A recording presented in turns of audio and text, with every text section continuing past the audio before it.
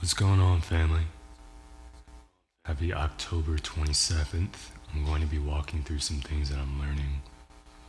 So, this is Ableton Project. I don't like that static sound.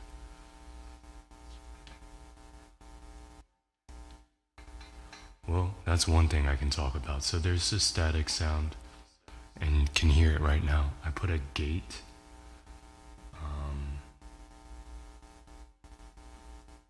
And I'm not sure that's working. So, anyway, focus. So, I'm learning very much that Ableton, the software, is like an instrument. So I'm getting a little bit more into sound design. So the song that I posted today, The Loop, I started with this kick.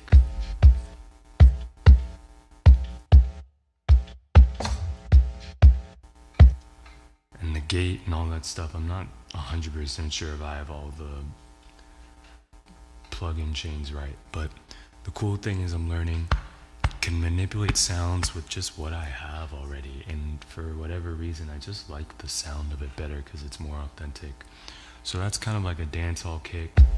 Started there, grabbed the metronome and was tapping with that. Mouth noises.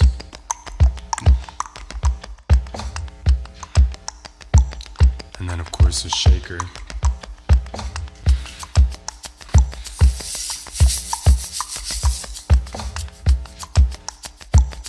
One thing I was really proud of was figuring out how to get the spray sound.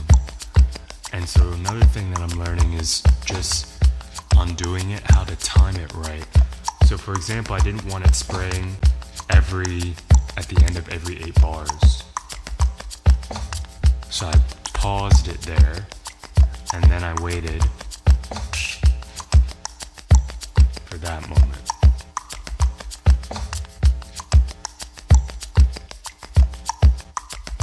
So this I label as percussion, and I group it, and I put everything in purple for colors. That's something I saw some producers doing.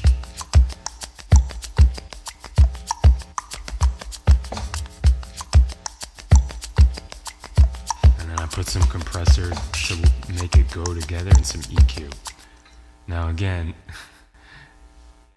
I don't want to say this. The frequencies I can feel are still pretty harsh. I'm not a sound engineer at the moment. Very much still learning these plugin stuff. That said, I'm just going and I'm watching and I'm looking and I'm copying and then I'm feeling. Does this feel good? So for where I'm at right now with the drums, I was like, all right, cool. That reminds me of like DJing. And then the cool part that I really liked was like, alright, cool, well, I have a button where I take out the kick. And if I want the dancehall kick, I can hit that one.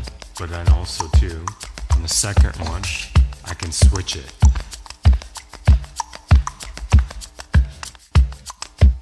And that was something that I saw very much when I was DJing in Boston. I played different songs, different remixes, like especially R&B with like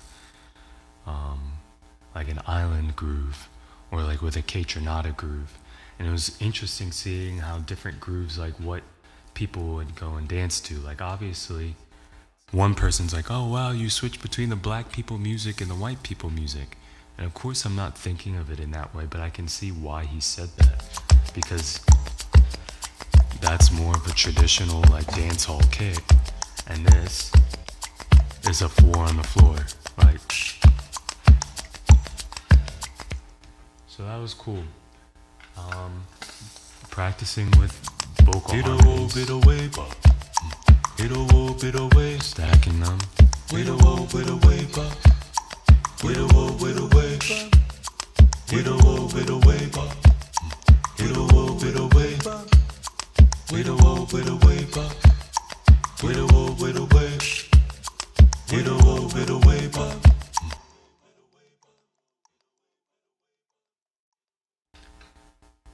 Wow, that gate is so get to have an audio interface. Thank God for what I have. What is this? The part was really cool because I learned, I was like, oh, I can take that in and out. And that's what the auto filters. And then of course the speeding it up. I took the tempo part here and MIDI mapped it.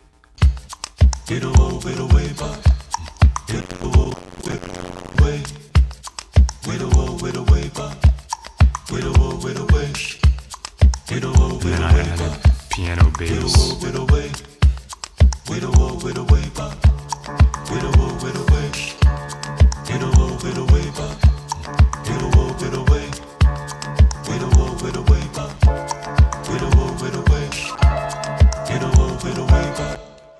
So that was really fun. I'm really also learning that I like these open minor 11 chords. I just heard Ari, he's a guy who's in New York, and he goes on the street and he plays beats. He makes the beat on the spot and other people sing in front of him.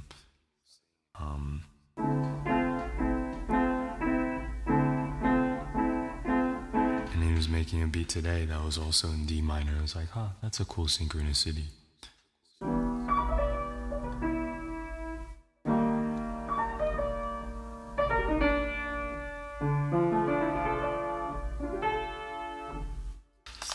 I'm rambling a little bit right now, but I'm showing you the behind the scenes process.